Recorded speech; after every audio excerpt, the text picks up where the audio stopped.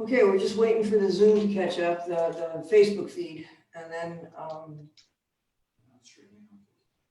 right. So let me just bring this back up.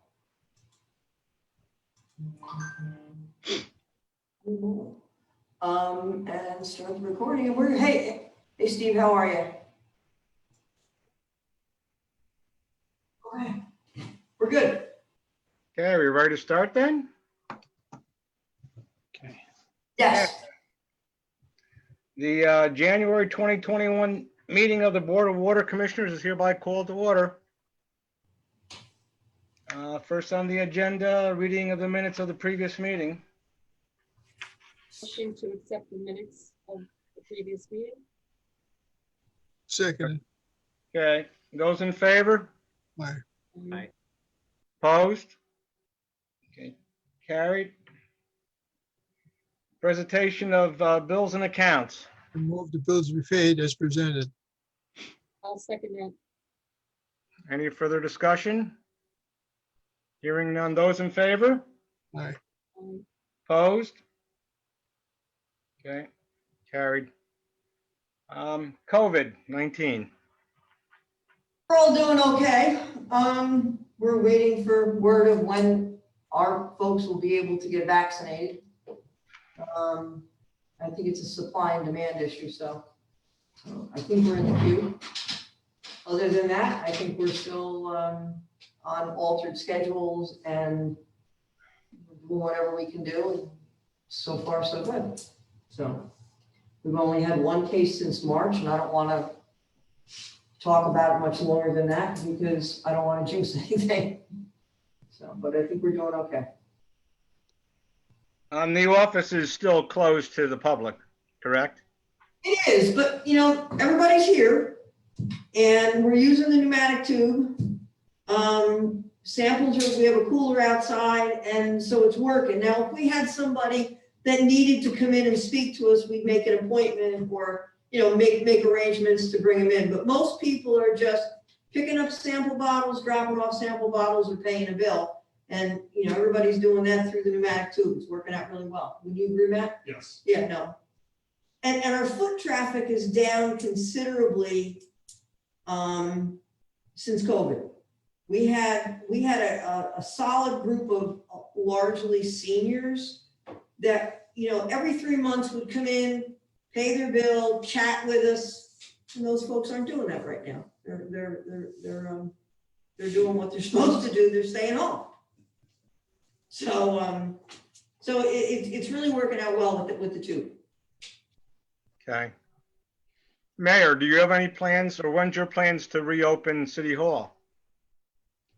So we are really basing that based on the caseloads and how things are looking. And, you know, we are technically closed until Friday and we'll reevaluate then. At this point, you know, we're still seeing such high numbers in Kingston that we're probably going to go another couple of weeks. But we don't know for sure yet. We'll see what Friday looks like for next week and we'll let everybody know. Okay. Yeah, I mean, we'll kind of follow your lead for the most part.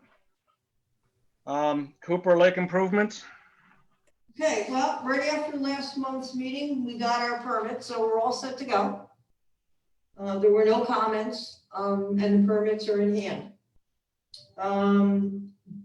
We are in the process of reviewing the bid documents. Bill's reviewed them for insurance and some other issues and some wording.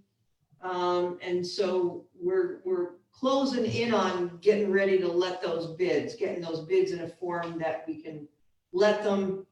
Next week, I have a conference call or a Zoom call with the folks from Schnabel and CDM to just go through them one more time. We'll set some dates. And then, you know, then we can revisit, do we want to have somebody look at it and see if it's a candidate for, you know, the project labor agreement that we were requested to consider. We have a meeting, we're trying to schedule a meeting, it's likely gonna be next Wednesday with the town of Woodstock supervisor as well as the highway superintendent. We always like to get their input into quality of life issues up there. You know, does the highway super, there are a lot of trucks in this project, a lot of big trucks full of a lot of heavy loads. Does the highway superintendent have any roads he'd like us to avoid because of the condition? You know, what about hours of operation? Those kinds of issues that really impact the residents. And quite honestly, they're the things that drive up the complaints. So we're going to meet with them and get a sense of what restrictions they'd like. You know, Sunday, I mean, I don't think I'd want to have a second home up there that now I'm living in permanently, and Sunday morning at 6 o'clock, you know, the construction starts. So we're working on that. We're going to meet with them and get those lists and incorporate those items, assuming, and Bill McKenna, the town supervisor, and then the highway superintendent, Mike Reynolds, are very reasonable guys. So, you know, whatever, my assumption is that whatever they're going to ask us to do is reasonable and prudent, likely something that we would have done had we thought about it on our own anyway. And those items will be included in the bid document, so there's no argument or discussion. I'd like your input on how we determine the low bidder. Just bear with me here as I explain this a little bit. This is a little bit different, this bid, in that we know that there's at least 3 items that we are absolutely, positively gonna do. And they are the actual intake and piping work, the new intake, the new piping, the actual dam remediation, and the permanent parts of the Ashokan connection. And that means the electric drop on the Ashokan property, the connection to our water mains near reservoir number 1 on our property, and the conduits that we're gonna bore under Route 28 to be able to accommodate temporary pipe if we ever need it. So those are the items we know we got to accomplish. Then there's it's probably not the right word, but it's kind of an add alternate or a deletable item for if we have a drought, we're going to want a number from the contractor to set up the floating pump in the reservoir and the temporary piping. We may never, God help us, I hope we never have to do that, because I hope we do this project and there's no drought. But we have to be prepared because we have to be able to supply the city with water. So how do you determine the low bid? Do you look at just the base bid, those items that we know we're absolutely going to do? Or do you add those 2 pieces together? And literally, we had a discussion, I had a discussion with the engineer from CDM and the 2 guys from Schnabel. And I think we were talking to each other in and out of positions for almost an hour. And here's the if you do it with just the base bid, the danger is the contractor is going to sharpen that pencil and he's going to give you the best price on the base bid. And the natural tendency in his calculus is, but if I ever have to do that temporary connection to the Ashokan, I'm going to get paid and paid well for it. So you put it'll cost, if the actual cost should be around $2 million, you might put 3 or 4 in there just to kind of make sure it's worth his while when and if he has to do it. The danger of combining them from the outset is that the calculus in most people would say, well, I got to have the low bid overall. So if I know my real cost to do this project, both the parts I know I'm going to do and the part I might do are $10 million, I'm going to put $8 million of it up on the top because that's the part I know I'm going to do. And I'm going to go light on the bottom and figure I'm going to get paid for both parts, even if I only have to do one. And I've already been paid if I have to do the second part. So that's kind of the discussion we were having. And at the end of the discussion, we came up with this scenario that I'd like to run past you. and Bill's determined that it's legal to do it this way, as long as we tell everybody up front. And so the solution that we arrived at, that we would recommend you consider, is that we initially base it on the base bid. But if there are other bidders within 10% of that low base bid, then we add, for those people that are within that 10% of that low bid, It's all right. we do the total bid. And that way, hopefully, we're keeping everybody's numbers honest. And so that was our recommendation, if, you know, to see how you think about it. I know I talked to Jim about it, I talked to Bill about it. Matt and I have gone over it. I mean, I think that's what we're comfortable with. But, you know, I wanted your input to see if anybody had any objections or, you know, any other ideas. Actually, I went over it with Judy, and I think it's brilliant the way that Judy has come up with this. I had help. The easiest way to do it, for me to understand this, is if you take examples of actual numbers of bids Yeah. and compare them and see how it works out. But the idea is you don't want to load everything into the main part of it. Right. Assuming that they're not going to do the second, what do we call that? We call it possible work, Right, the maybe, the maybes. the who knows. But if they have to do both, we want to keep the whole bid within a reasonable number. Well, I mean, the goal should be to get realistic, honest numbers for what each part is gonna cost. Not to let somebody play games and kind of game the system, say, well, I'll hit the jackpot if this happens, or, you know, we just want it all above board. And you don't want to get alternate bids and say, thought at one time, well, give us a price for this, like there are 4 parts, but give us a price for each one. That doesn't help. It's better if you are able to look at all the bids together and see how they're Right. how they're putting it together and come up with a total vote. Well, and if you have one individual contractor that's really given you A low main. a really low base bid and nobody's even close, well, that's the guy you should go with. So, I don't know if anybody had any comments, thoughts, questions, concerns. Or if that sounds reasonable. No, it sounds good. Okay. I mean, we're not obligated to take the lowest bid anyway, right? Well, I think you're obligated to take the lowest responsible bidder. And that's tricky. You really have to be on solid ground to eliminate somebody as a responsible bidder. I mean, clearly we're going to ask for qualifications. You know, you're not going to be able to get, you know, some guy that, you know, digs septic systems and has never done dam work. You know, in order to be considered a responsible bidder, they have to have the financial wherewithal to take this project on.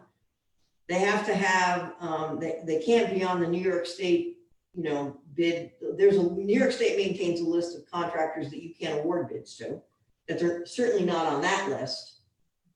And that they have reasonable experience in a similar project like this, of this magnitude and this complexity, and with dams. Because you don't want this to be the guy's first dam project, just because of the danger involved in it. This shouldn't be how they cut their teeth and get their resume built. And so assuming you have low bidders that meet all those qualification criteria, you go and you check their references, and the references check out, you're kind of locked into the low bid. Now, the board can always throw them all out and start over and rebid the project. That's always, you know. But if someone's playing games, like you said, with the possible additional work. Yeah. And we declare because of they're playing games with those numbers, then that may not be a responsible bid because of those conditions.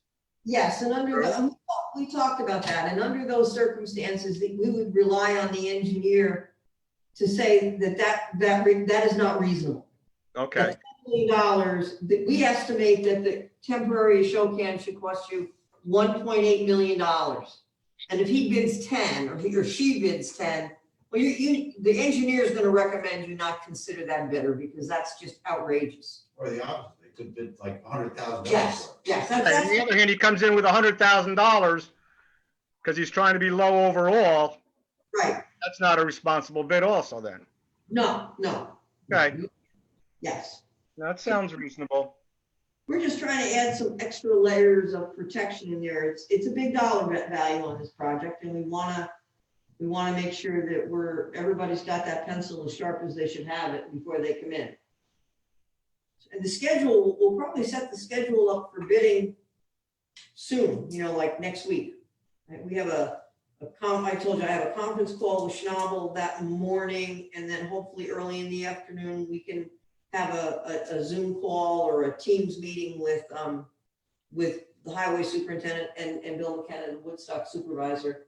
And then Schnabel will finalize everything, and then we can move on with establishing dates and have a pre-bid meeting and get all that other stuff together. And then when do we consider that project labor agreement? Well, I have to have a bid to show somebody. Okay. And so then we have to go out and we have to, this week I'll get some firm prices on like who can do that and what's the turnaround and what's the cost. And have them look at it. Okay. That's done before the actual advertisement, right, Judy? Pardon me? Yes. The PLA, Yes. that's done before the actual advertisement for the bid. Yeah, right. I mean, and I know based on the conversation we had with the business agent for the union, he was under the impression that there were a lot of trades to coordinate, and there's really only a general contractor and a very small electrical contractor. There's only 2 primes on this project. So I'm still skeptical of whether the project labor agreement would save us any money, but there are people who are expert in figuring that out. So we'll rely on them. Okay. Is that Judy, it for Cooper Lake then? I think the only thing I would add, Judy, on that would be, as we, build out what that bid spec would look like, I think it's just, I know you guys will do this, but, as long as we're really clear in the instructions so that the bidders know that in the end, what are we judging that low bid price? Yes. So that when we open the bids and they see their competitor is low here and high there, they're going to want to know bottom line, did I win this or did I not? And I think we don't want to have that fight, with between 2 bidders because our instructions weren't clear. And so they'll try to find holes in whatever instructions we make. So we just have to make sure that that's like bulletproof. That's, if as best as it can be, to be able to just make sure that we're protecting ourselves from that fight. And in my discussion with Bill, and I should have mentioned this, Bill asked to review that before it gets finalized. The engineers are going to propose something. And Bill, I think his calculus in his head was, I'm a non-technical guy, and if I can understand the terms and conditions, it's probably okay. So, and I can send that around to the board for everybody to look at if you want to make sure, because at the end of the day, no offense, but we want to keep the lawyers out of this. It's just easier. So I will send that around when I have that language, and that should be early next week. Okay. The transmission main rehab project. Well, that's pretty much done. It's been done. They'll be back in the spring to make sure that the grass is taken, and they have to plant some trees. But pretty much it's done. Next week we're going to there's a 3rd phase to that project that we did the first two phases of that project were the transmission main and the valves. The last piece was the transmission main between Reservoir 1 and the plant. We've done a lot of work on that in-house. That main is back and that main is in service. And I think we discussed that in a previous meeting. But there's a few odds and ends. What we did was we also had, while we had the opportunity, we had some professional leak detection done, and we've identified 3 leaks along the transmission main between the filter plant and binning water. And so we're working on we know how much money is left in this grant. And so we're going to try to get as much work as possible done within the confines of that funding. We have a meeting set up to talk about getting a contractor in to fix those breaks. You know, our guys are perfectly capable of fixing those breaks, but they're remote. That's why we didn't know where they were. And you almost have to build a road to get to them. So we'd be better off with a contractor that has more than 1 dump truck and more than 1 backhoe to be able to do that. And we'll assist by doing valving for them, which is kind of how we did the transmission main project. And clean up some old piping that's in the valve yard at Reservoir 1. I mean, these things grow organically, you know, in 1895, this valve was here for a reason. And then 20 something, we changed stuff. And then in the 50s, we changed it. Now we just changed it again. And so you go look there in 2021 and you go, I don't even know which valve goes where. So we're going to kind of clean that mess up. And that's not a big ticket item. But next week, I'm going to sit down with the folks from CDM, and Ryan and Debbie and Matt and Derek and I are going to chat with them about how we need to approach that and what we need to get done. And they're going to give us their estimates for what they think that's going to cost. And we're going to trim that down so we use the money that we have left. And how much money is that? You know? Just under $400,000, I believe. Yeah. Okay. These aren't big contracts we're talking about, but All right. you know.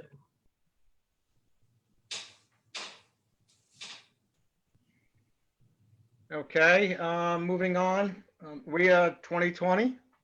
At that same day, at that same meeting, we're gonna define that project as well. What the items that are outstanding are, we need to give CDM some information so that they can figure out what the cost of inserting valves on our 16-inch transmission main in the city is. So we will exchange all that information, and hopefully we can get that scope defined. And then that's a relatively quick project too, so we can get that stuff moving.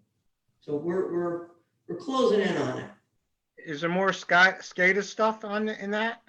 Yes, there is. There's 3 components to that, Dennis. There's a little bit of SCADA that we're cleaning up, you know, some things that in retrospect, we'd like a minor addition here, or this really doesn't work the way we anticipated and we want to tweak it there.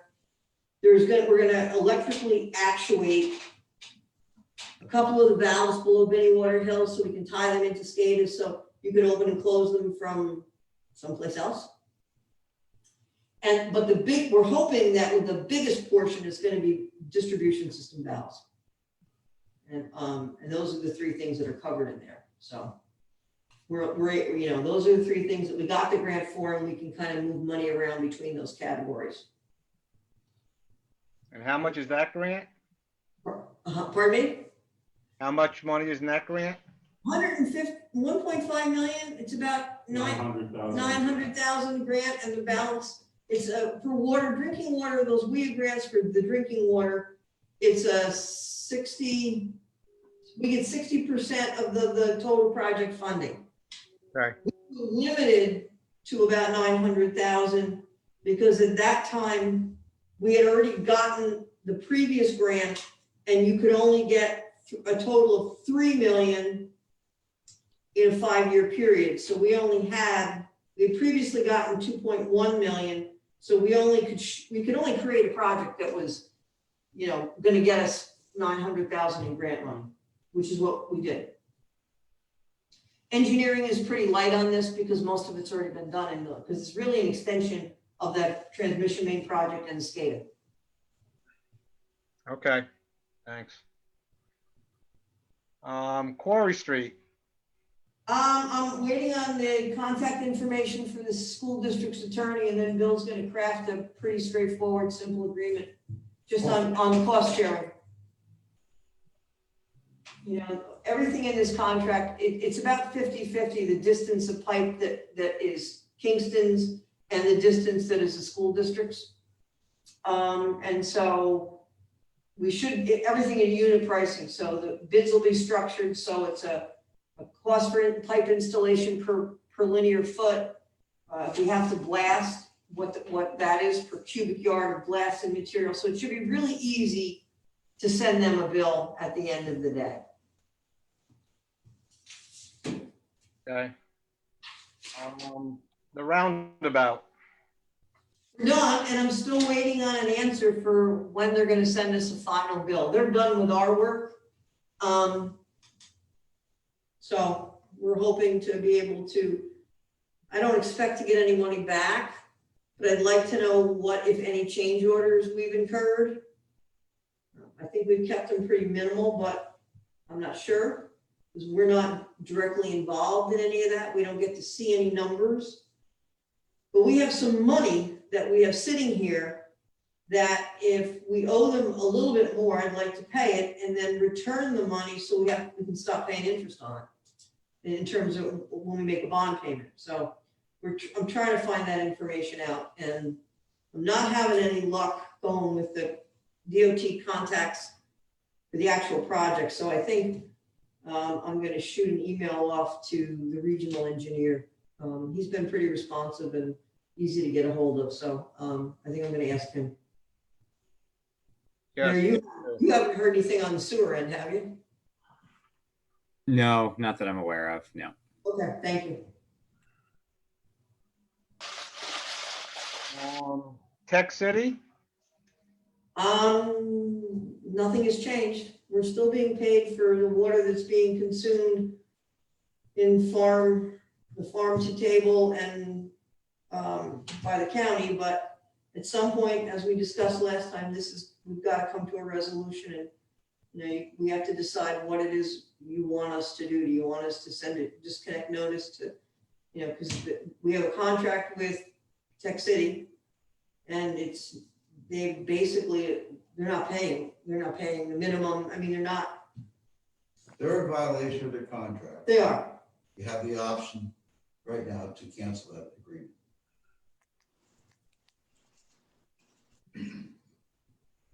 So at some point, we've got to make a decision on how we want to handle this, because once the county sells that building to somebody else, this is going to get ugly and complicated. There. So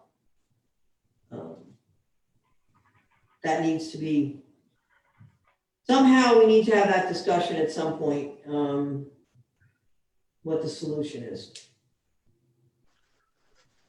Well, we talked about having some type of a special meeting on that. Yeah, Okay. we can do that. You should have an executive session on it, because I think there's some legal ramifications to it. That's true. Okay. Well, maybe you can set that up then. Look at some times, and we'll have a special executive session on Tech City. What we're going to do with it. Yeah, good idea. We'll do.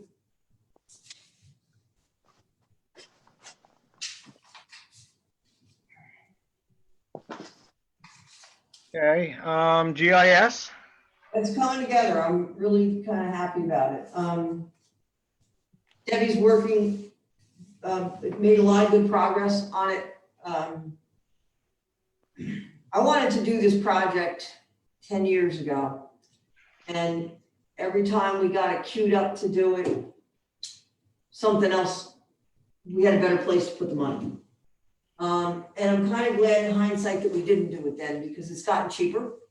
Because now there's, Google Earth, and you can import all these maps and all these layers. And, back when I wanted to do it, you were actually out there trying to GPS every one of our valve boxes and our hydrants. And so we worked with CDM under they're basically giving us some guidance and assistance, and they were able to import the Google Earth map for the city and put our mains in it. And what Debbie's sitting there doing is she's kind of finessing it to make sure that, the main is in this part of the street and not in that part of the street. She's doing really well with it. And so I expect to have something usable toward the end of the year, where the guys, we could actually get a tablet or a laptop, and they'll actually be able to go out in the field and see our distribution map. Rather than use a paper copy. As we advance it, we'll be able to take like our gate valve books or intersection maps and be able to, you click on an area and that pops up. You'd be able to also click on hydrant flow data, because we have anything that we have in an Excel spreadsheet or in a database, and we have lots of those. We would be able to associate with a location on the map.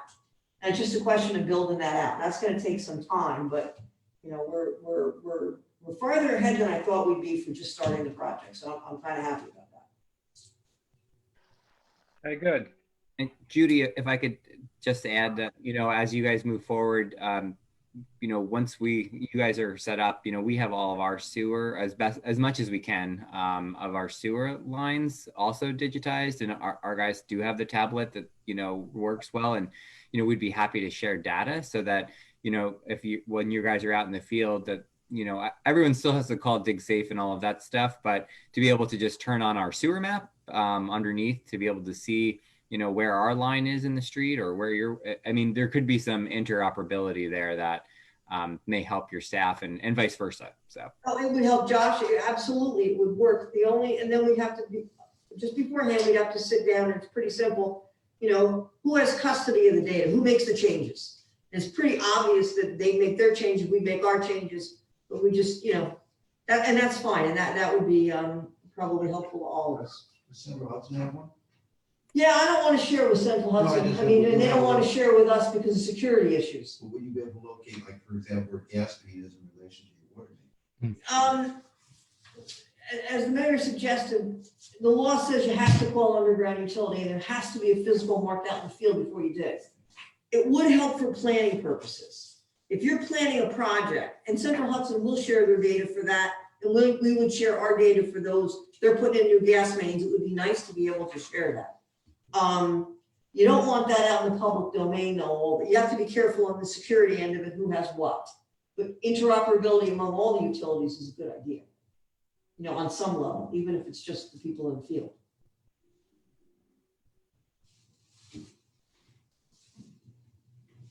Okay, moving on then. Yep. Correspondence? We all got that letter from Dr. Hamoud, Yeah, my draft response. And if you're okay with my response, I'd be happy to send it. yeah, it looks fine. On one of the bills, there's two different meters, correct? Correct. There's I believe, and Matt, I mean, don't correct me if I'm wrong. I think there's the actual business where the restaurant is, and then there's apartments, and they're separately metered. And usually at a close, With both of them though, right? yes, the new landlord did not pay either one of them, the new ones. And at the closing, one was paid, but the other one, usually at a closing, the prior owner pays the bills. And the guys in the restaurant did pay them. Okay, that's why there's one bill that goes back on one of the meters to the original, The closing. the June final readout, but it only pertains to one, and the other one had two of them. The other one had to have been paid, or there'd be two here. And it was just the new bills. You know, he got the bills at his residence. You know, we had the request for the final reading. When we got it all together, these bills went to Dr. Hamoud at the address that he provided to us. So unfortunately, you know, it's pretty clear that our procedures we followed, and he just, as a new landlord and probably a busy guy, he just forgot to pay them. And so, you know, if we had made an error, we would have taken those late charges off, because, you know, you shouldn't get a bill when it's already late. But in no case water department, you know, in this case, we didn't do anything wrong and we just can't forgive his late charge, so. It's unfortunate. Jane has spoken to all of these parties several times. Okay, fine. I have a question. Sure. Did the sewer put a penalty on also? Yes, Okay. that's automatic, Jim. That's automatic. Oh, so they can't waive theirs no matter what? Well, No. it's a question for the mayor, but I believe, if I recall how the sewer ordinance is written, no, unless you can demonstrate it didn't go in the sewer. Okay. 'Cause I think we might have done that in a council at one time or another, if my memory is right, but I I don't was know. just procedure is now, so. Jim, there used to be a pretty rigorous process for waiving sewer penalties that involved the water department. But that seems to not be the case anymore. Just 10%, boom, done. Done. I mean, Okay. I know the sewer department waives, but I don't know what the basis for that waiver is or how they administer it. They used to call us up and say, hey, we're getting a request. Can you tell us anything? And generally, we have the information because we go in and do the leak investigation. We don't get those requests for comments anymore, so I don't know what they do. I don't know how they do it, because it's handled in the comptroller's office. If the decision is made to waive the sewer bill, the comptroller reimburses the individual the money. We're not involved in that transaction. Okay. Just double check the date of the letter when you send it out. I think you probably drafted this in 2020. Why? And that I will certainly do that. I wanted to do it after the board meeting, and I'll also put it on our stationery with the letterhead. Sure, okay, sounds good. Yeah. You don't need anything more formal from us than just saying, go ahead and do that. No, I don't, because, I mean, we really, New York state law says you can't make a gift of any public property to an individual or corporation, and by waiving the late charge, that's exactly what we've been doing. Bill has drilled this stuff into my head. Yes, I've heard that many times. It's just, you know, it's like stimulus and response. We do, I have to say, we look at all of these. And we do look at it to see, did we mess up? Because occasionally we do. You know, somebody, you know, we forgot to, we sent it to the, you know, somebody made a typo and the wrong address got entered into the billing system. So we check all those things. And anytime we made a mistake, we make the correction and make the customer whole. But in this case, unless this gentleman has more information that he didn't share with us, I don't see it, that we can do anything other than say no. Okay, superintendent's report.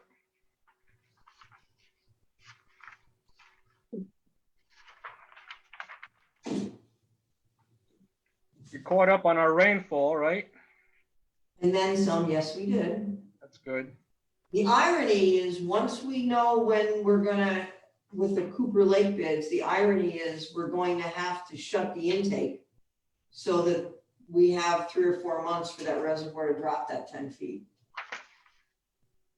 All I want to say is during that process, thank God I have gray hair already, because it would become gray at that point. It's gonna be a little nerve wracking.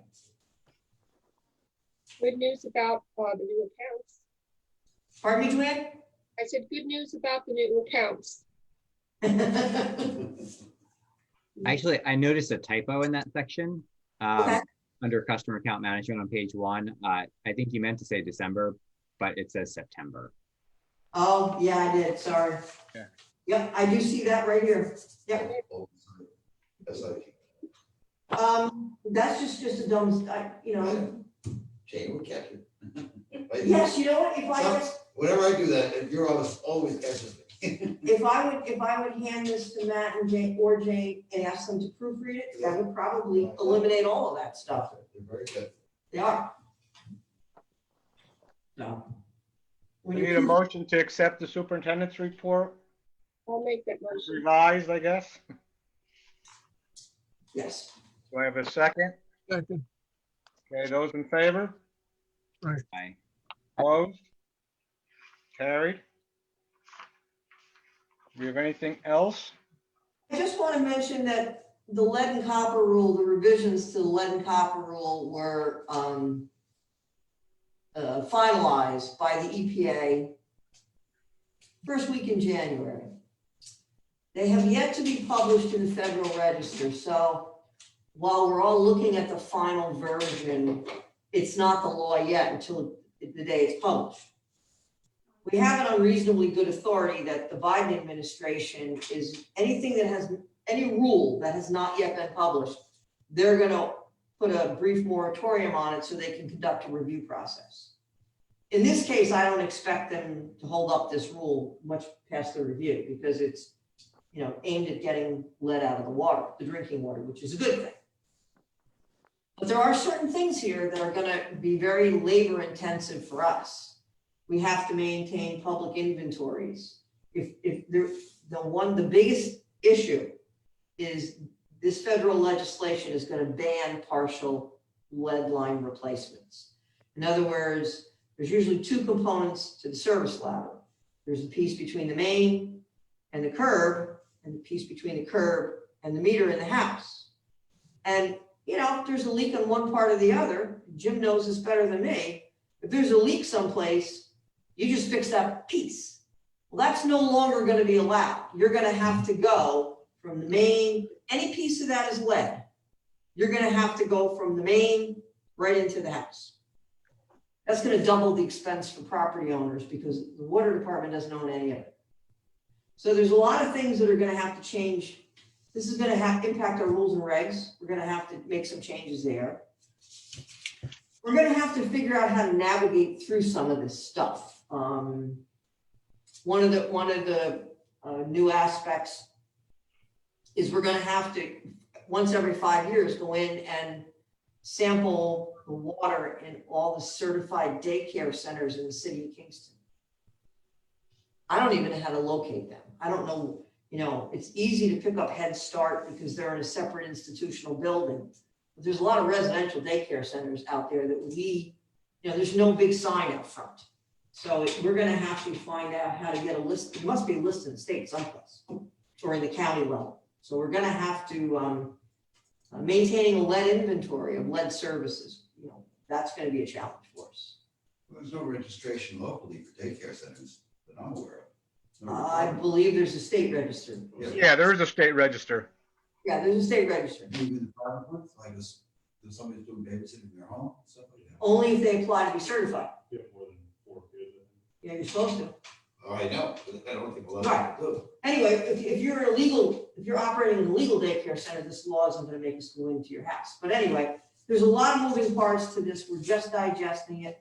I just want you to be aware of, probably February or March, we'll have all the shakeout for this. And we'll be asking you to probably include somewhere in our regulations that customers, when there's no partial lead line replacement. So. Judy? Through you, Judy, to the mayor. I was just wondering if there's any funding left. I know there was a grant for replacing lead services in Midtown mainly. Is there any money left in that grant? I think we're actually working on like the last house or two. I think we just wrapped up. I hope that New York State will make funding like that available again, because that was really, it helped a lot of homeowners be able to have a full replacement. But I don't think that there's anything left. I think it's all accounted for at this point. We've got one or two projects left to do, but I think it's all spoken for at this point. And I think one of the other aspects of this is there's a requirement that we consider and somehow take into account whether the person can afford to replace the lead service line. And that's a real we're a utility. I don't know how we would determine who can afford it and who can't. Now, maybe the state would come up with like a HEAP kind of program, like for fuel oil assistance, for water line replacement stuff. But on a local utility level, I don't know how the Kingston Water Department decides who can afford it and who can't. I just don't know. And we're not set up for that. So that's something, as we at some point, the feds, EPA is gonna have to issue some guidance and have some seminars, and the state will have to do the same thing at some point, the state health department. So this is sort of a work in progress, but it's you know, it's aimed at getting the lead out of the ground, which is a good thing. It's gonna be expensive for us to implement at some point, so that's just something we gotta look at.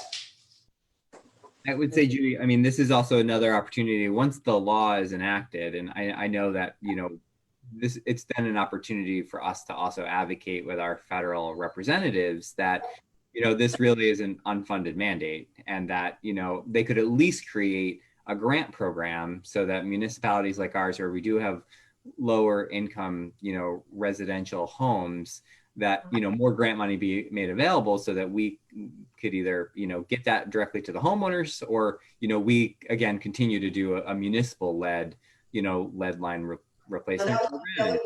That would be wonderful. As I say, once this shakes out, I mean, I'm part of the Water Utility Council, and I keep holding this up, but this is like a 4-page document, 5-page document, double-sided, and Jim is part of the Water Utility Council too, Jim Caggiano. And so we had a conversation about this the other day. This was put out by the chairman of our legislative review committee, a guy by the name of Dave Rowley out of Rochester. And I mean, he used to be with the health department. These regs he's really good at this. And so this is his summary. And the whole legislation is about 400 pages. So there's going to be a little bit of something to digest. But yeah, when we get, we'll have some estimates on what the average cost is. We may need to do that. So that'll be down the road. We're moving. So, and that's all I have, Dennis. Okay. Can I ask a question since we're talking about this? Now, Judy, you know, back, I don't know, several years ago, the federal government came in to, you know, do away with brass fittings and all that stuff, and you had to replace them. Has the water department replaced all their valves and everything? I can't believe you have. I mean, is that something to look at? Or? The valves, when they redefine no lead, that's what you're talking about in 2014. Yeah, the lead that was in brass, pretty much. Valves are exempt from that. Oh, okay. They are, because when you get right down to it, the water doesn't really touch much of the brass in the valve. And we fought like heck to get fire hydrants exempted from that. And we were able to successfully get that done, because not too many people drink water out of a fire hydrant, thank hope. And when you take the brass out of the fire hydrant doesn't work well. And the purpose of fire hydrants is to get water for a fire. So we were successfully able to lobby the feds on that and get that exemption from EPA back in 2014. So, but we had to throw out thousands of dollars worth of inventory that year. Corporations, fittings, you name it. I mean, that was a very, our audit was very touch and go that year, because we wrote off, you know, a lot. We scrapped a lot of good things, a lot of valuable inventory, and how to replace it. But that pain is behind us. Oh, good. Good. We still have brass in the meters that are out there, but the Okay. law is very clear. If the meter is still in your house or in your business, once you have to take it out for repair or examination, we have to replace it. We can't fix them anymore and put them back in. We have to scrap them, but that's just the cost. I mean, we're kind of doing that anyway, so we're.